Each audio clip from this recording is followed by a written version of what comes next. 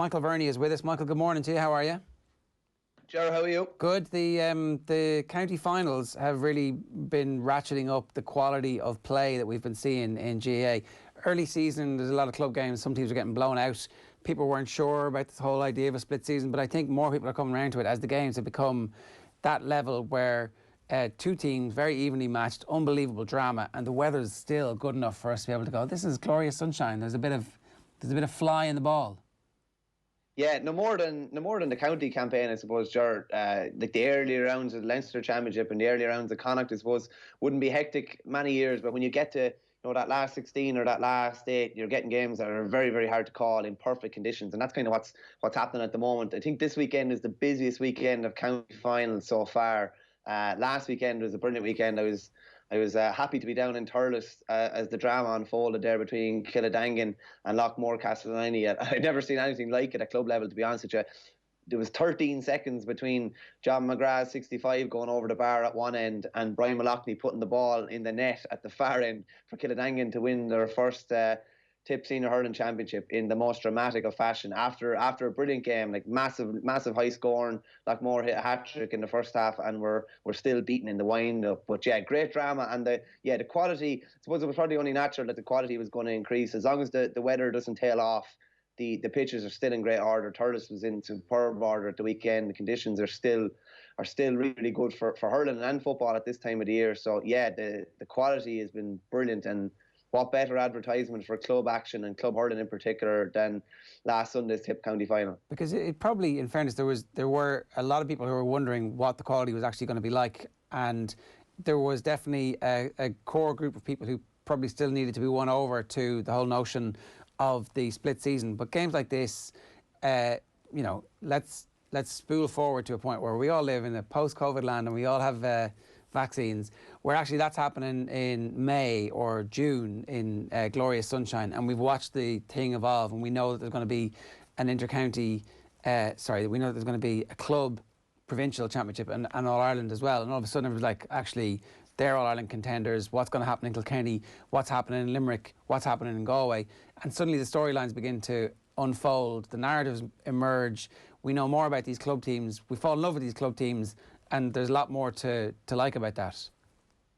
Yeah, I'm not sure if it's because I suppose you always want what you can't have. It's a kind of a natural thing in life, but the fact that there's no provincial All-Ireland campaign just has you thinking, like, who would you have as favourites? Ballyhale are obviously still to get out of Kilkenny yet or win the Kilkenny Championship. Like, are they favourites? Are na Piarsaigh favourites after putting up the highest score ever in a Limerick hurling final? Killadangan, the new kids on the block, Ballygunner have been thereabouts and have won a Munster title in recent years, beating in the Munster final last year. Schlockneil are probably the ones that are probably missing out on it most, because they've won 8 Derry titles in a row, and when they test themselves at provincial level. So I think it's just what you're saying even about the quality as well.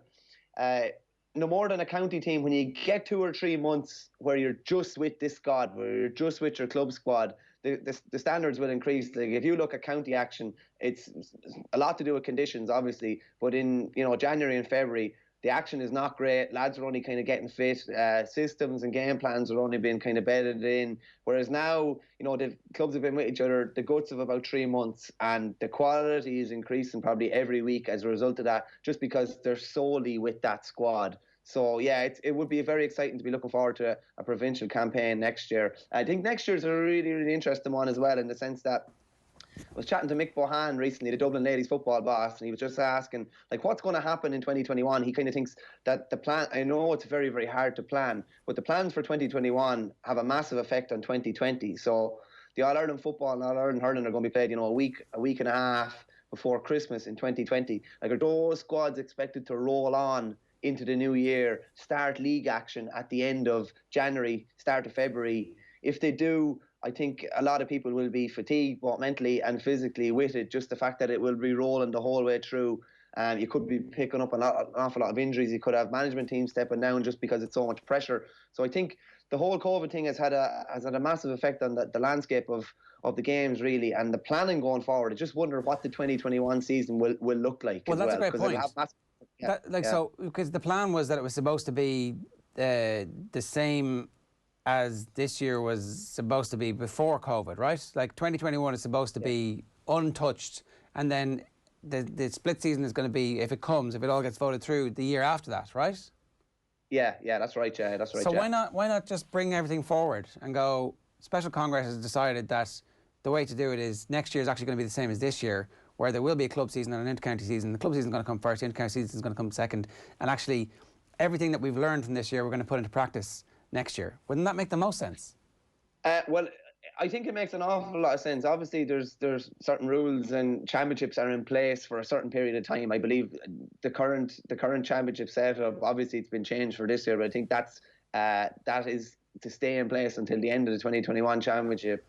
League and championship, but like I think things will have to change for 2021 to run in any way smoothly. I think there'll have to be massive changes, whether that's a really shortened league campaign, because you cannot have games at the end of January next year. Like you can't have, like, just say Dublin or Kerry or whoever wins the football All Ireland 6 days before Christmas. You can't really expect them to be playing league games a month later. So like lads that have picked up injuries, that off season, there will be no off season. So I think they really need to look at 2021 being a different type of a season. And funnily enough, the lack of a provincial campaign at the moment in the club and the lack of an All-Ireland campaign, like I don't see any reason why, if they did change things up in 2021, why you couldn't play off provincial and All-Ireland campaign in 5 or 6 weeks at the start of the year. Like we've been used to All-Ireland semi-finals and finals in the early part of the year. So I wouldn't see any reason why they couldn't kind of plough ahead with that in 2021. But there are going to have to be massive changes. Otherwise, I see a lot of people opting out. I see a lot more pressure on managers. Managers will just basically go on the whole way through. Players won't get time to rest up, won't get time to get any surgeries or do any rehab that they need to do. And 2021 could be even more chaotic, I'd say, than 2020. Well, the economics of that wouldn't be sustainable either, particularly as there's no sign of there being crowds available to come to matches, and so therefore all that revenue disappears. But the whole notion of there being a full 10-month inter-county season in 2021 without that revenue somewhere, that just doesn't make any sense anymore. No, I couldn't see how it's feasible. Like there's some county boards. I was chatting to Billy Foley, the Westmeath chairman there, about a month or 6 weeks ago, and he was nearly adamant that Westmeath would not be able to field county teams in 2021. Like, and a lot of counties will just about get away with it this year because it's such a shortened season. Expenses will be an awful lot less because there's going to be an awful lot less training. But if they start back up in January, I just see, a lot of the big hitters will be able to survive, probably no problem. But a lot of the lower tiers will just not be able to provide the money that's needed to keep that going. Probably for, just for a Leitrim or a Westmeath, we'll say, just for the 6 or 7 months that they're probably realistically going to be in the leagues and championships. So I'm just not sure how that's going to work. It's very hard to obviously maybe think of 2021 at the moment when we're just trying to get through what we're in at the moment. But like what's going on now has massive ramifications for what's going forward. Particularly if games were to get delayed. So say the month of December is a complete disaster in weather terms, not impossible. There might be snow, who knows? 2.5 weeks of snow and all of a sudden those games are starting in January. You win an All-Ireland the last week of January, you start your first league campaign the next week. No, it can't. That just can't work. And I think they obviously haven't probably taken a massive look at 2021 because they've been so focused on just trying to get kind of hold what we have and try and play the 2020 championships. But it's definitely going to have massive ramifications. And there's no reason why the 2021 calendar couldn't be ripped up. Just everything. Like this is you have to put an asterisk beside 2020 and 2021 and just kind of say you're going to just have to make changes, whatever changes are needed, just to make sure for the smooth running of these championships and to make sure that players, management and everybody is looked after. And as you say, there's not going to be massive crowds in grounds in January and February and probably even March next year. Who knows when there'll be big crowds let back into these places. So they're not going to be massive revenue streams. So I do think they need to take a massive look at what they're doing. And the answer is the answer that they've arrived at, which is a split season where the first half of the year is club games where, obviously it is a very important revenue at local level and for county boards and for provincial councils. But ultimately the big revenue will come hopefully in the second part of the year when we are, fingers crossed, there might be a potential for a vaccine at least. And lo and behold, you arrive at the system that everybody has kind of, without publicly getting to that point, said that they agree on. Yeah, it's funny. We've kind of we've kind of sleepwalked into the system that I think everybody wants.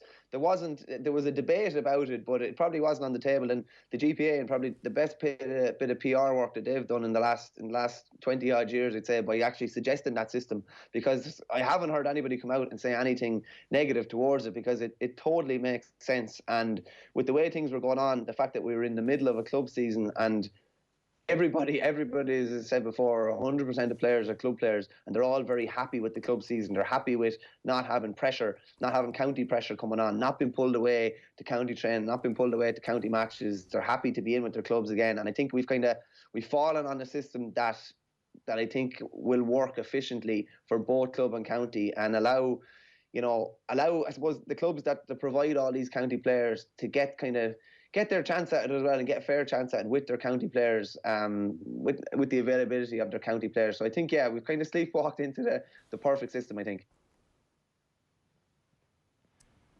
Yeah, I guess that is the situation we have. We may as well look back on some of the action from the weekend, Michael. I mean, there's been some, scenes that have gone viral from Dungannon for a start.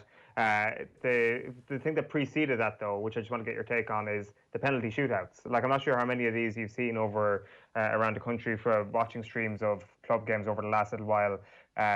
Does it work? Is this a thing that we should be looking at and keeping for the next little while, deciding games via penalties? It's actually funny that the Down hurling final was on last weekend, and it went to a draw, and it went to extra time, Portaferry and Ballycran, and didn't go to penalties. I'm not wholly sure. I tried to find out exactly what the reasons were, but that didn't go into penalties. Whereas Lockmore and Killadangan was ready to go to penalties. Interestingly enough, actually, Dara Egan, who used to play in goals and outfield with Tipperary, had he was sub-goalie for Killadangan. He had his jersey on in the 81st minute, getting ready to come on for the penalty shootout for Killadangan, and then took it off when John McGrath put the 65 over. And I don't think he thought 13 seconds later that his club would be winning their first county title. But the penalty shootout's an interesting one. There's obviously massive, a time, we just don't have time now going into county season, so they're trying to get games played off. It's hugely dramatic. It's unbelievably dramatic. I don't think it's going to affect, clubs that win. I think they'll be happy no matter what way they win. Clubs that lose, I think at the moment people are kind of happy enough that these games are actually being played. It's not a great way to lose a game. I still would favour a golden score where that they'd restart play by a throw-in, and the first team to score, if it goes to a draw and an extra time, or draw after extra time, that the first team to score would be the winners. I always like that golden goal concept in soccer, and I think in hurling, it's teams aren't going to be able to sit back, because you can score from 100 yards as well, and you can score a free from 100 yards. So I think that would be exciting too. Football might allow for maybe more kind of negative tactics and cynical fouling outside the 65, but I still think it would be hugely interesting. As regards drama, penalties are great. Tullamore beat Forban. They knocked them out in the semi-final the other night. It was the first penalty shootout in Offaly. I think it was 9-8 on penalties. I think there was more penalties missed nearly than scored, even though it was 9-8. Hugely dramatic, but I suppose people are aware that the games generally need to be finished on the day, and are okay with that. I prefer something like a golden score personally, though. Golden score sounds class. What about an NFL style? Got to score twice to win, or as in back-to-back? You get to a point, where it can be golden score, but both teams need opportunities to be able to actually get that golden score, rather than just hopping down the pitch from the throw-in and actually putting it over the bar. Or even if it's like silver goal, what was that, Euro 2000? This is getting complicated. This sounds very convoluted. Just stick with the penalties, basically. It's interesting. I do think something like a golden score, as you said there, or two score, that the system you're suggesting there from the NFL. I just think it would be interesting. I just think you should try and keep it. In hurling, it could be first to 3 points, so it's a goal or 3 points, and that way at least there's a chance for, if you score 1 point from 100 yards out, the opportunity to at least not lose on that straight away. Because it could be over straight away. And just what you're saying there, a team could be 2 points to nil up, and the other team could try and force a goal at the other end and win, which would be very interesting. Yeah, in football, if you play the first to 3 points, it could go on a long time. but in hurling, I think it might work. Yeah, only in Ulster. There was some other amazing stories from the weekend. Dahi Burke is chasing a double, senior hurling, senior football double. There's been quite a few clubs pushing for doubles over the last couple of weeks. Is that just because certain clubs have found a fitness and a style, or is this, I don't know, is there a mass trend emerging, or is this a bit of a coincidence? The Dai Burke one is interesting. So he's trying to become the first player in 50 years to win a Galway senior hurling title and football title in the 1 year. It's generally, there haven't been too many lads that have had chances. Alan Kearns has won hurling with Clarenbridge and a football with Salthill Knocknacara, but not in the same year. But if he's going to do it this year, with the postponement of the Capitagal St Thomas's game last weekend due to a COVID concern, he's going to have to win. I think it's the hurling on the Saturday and the football on the Sunday, which would be a fair weekend if he can achieve that. And he's captain of the Turlough hurlers as well. Just on the thing you said about the double, in some counties, the likes of Wexford, so Shelmaliers won the hurling title, and everything was just concentrated on hurling in Wexford starting off. So they hadn't won a hurling in 2013 and had kind of been going from hurling football every odd week. But now they focus wholly on hurling. We're able to win the hurling, and they'll probably be favourites to win the football because they can just concentrate on that and they don't have to jump from Billy to Jack. The same would be, I think Mount Leinster Rangers won the hurling in Carlow, and they're still going in the football. Forban and / Belmount were still going for a double in Offaly, even though they were mixing hurling 1 week, football another week. I definitely think it's just because counties that have actually done split seasons within their club scene, which one have gone hurling first, football next, or vice versa, their chances are obviously massively increased just because teams are focusing on one code. Lockmore beaten in the hurling last weekend. That was their 10th week in a row between hurling and football, with I think it's 13 of the 15 start for both teams, which is a phenomenal achievement. They were beaten in extra time the other day in the hurling, and now they rock in and play Michael Quinlivan's Clonmel on Sunday. So they'll be trying to lift themselves back up. But yeah, it's a funny kind of an emerging trend. Another trend that is quite interesting as well is we kind of briefly touched on it a couple of weeks ago about the possibility with the kind of shortened inter-county season that some lads might kind of just rock from club straight into county. Yeah. And it seems like that has happened. Gary Syce is back in with Galway. He's 36. He retired 3 years ago. He's been playing brilliant stuff for Carafin, who are obviously still in the Galway Senior Football Championship.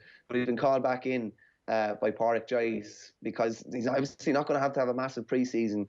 Experience probably becomes even more of an important kind of a tool for a squad in the winter, just because it's not going to be as fast. You can probably afford to have lads that maybe can't run 100% the whole time or can't do 100 meters in 12 seconds or anything like that, and you can probably use their head a bit more. And interestingly, I was chatting to Mickey Graham last week, the Cavan football boss, and he kind of made a point before about, ringing lads up to come into the Cavan squad and lads kind of saying no, or I'll think about it or whatever. But he said he had to make maybe 5 or 6 calls just before when they came back training last Tuesday night, and he just said everyone accepted straight away. Nobody even thought about it. They were all just eager to get back in and eager to get back involved. So that might be a knock-on effect of this year's championship as well. Now, whether those same lads will be as eager to come in on the 1st of January if the 2021 season is starting as early as we kind of think it might is questionable. But definitely I think you will see some guys that were away or were not going to be around for the county championships or plan travelling or plan taking a year out. It's 2 to 3 months. So I think a lot of lads will go in and go gung-ho during that time. But it's interesting to hear that lads are coming back rather than going away. One last story we want to talk about is the situation in Donegal. So it appears as if a member of the Kilcar team has tested positive for COVID-19, or somebody certainly associated with the squad. They're due to play the county final this week. At the moment, that's the only positive test in the squad. The county board is still planning for the game to go ahead, which I think they probably have to do. But this one's on a bit of a knife edge at the moment. It is. It's a disastrous scenario for obviously the Kilcar player who has probably been playing with Kilcar for the last 15 or 20 years from underage the whole way up, that he won't be able to play a part. But I think John Horan kind of said that if there was positive tests within squads or like that, county squads, that they were going to have to step aside. The fact that it's just one case and there doesn't look to be anything connected to it at the moment. Now that might change over the coming days, and I know the chairman has said that the county final could be cancelled if there's more positives or more concerns going into it. But it's a disastrous situation for the club to be in or the player to be in. You don't want to be you don't want to be the one, like imagine, just say there was 3 or 4 more cases as a result of that, and I don't know, somehow the Donegal final wasn't played this year as a result, or there was some sort of they had to forfeit it because of that. That's not a situation that any player wants to be put in. And then there are concerns that, someone might, potentially, not reveal information that they should reveal just because they don't want to let themselves down, they don't want to let the club down, and they don't want to let the whole kind of competition down. So hopefully it's not a great case for that player involved, but they're probably right to plough on at the moment. As I said, the way things are moving, it could change very, very quickly in a couple of days. I think a lot of places would just be happy to get their county championships played at this rate, because it's probably going to get a little bit worse and a bit more complicated over the coming weeks. But yeah, it's not a great situation for that player or Kilcar to be in, definitely not. No, it looks that way for sure. Michael, great to have you with us this morning. Thanks a million. Thanks a million, Ger.